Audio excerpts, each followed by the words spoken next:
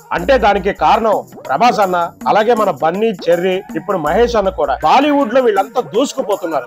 వాళ్ళు వెళ్ళారని నువ్వు కూడా అలా పోటీ పెడితే ఎలా తారక్? నేను కూడా పోటీలో ఉన్న గుట్ట అన్న, కానీ 500 కోట్ల దగ్గరే ఆగిపోయా. ఎలాగైనా నన్ను నేను నిరూపించుకోవాలని బాలీవుడ్ మీద ఫోకస్ పెట్టా. అలా వాళ్ళని వీళ్ళని చూసి నువ్వు ఇక్కడ నేటివిటీకి దూరం అయిపోతే నీకు చాలా దెబ్బ పడిపోతుంది తారక్. నువ్వు తెలుగులో దృష్టి పెట్టుకుని సినిమాలు చేయి. మీ తాతగారు తెలుగు ప్రజల కోసం ఎంతో సేవ చేశారు. తెలుగు జాతి కోసం ఎలా ఆలోచించేవాళ్ళు, నువ్వు కూడా అలాగే ఆలోచించాలి. తెలుగు జాతి గురించి ఆలోచన ఎప్పుడూ నా గుండెల్లో ఉంటుందన్న. నేను నా స్థాయిని ఇంకొంచెం పెంచుకుందామని అనుకుంటున్నాను. ప్రపంచ వ్యాప్తంగా అభిమానులను సంపాదించాలని చూస్తున్నాను.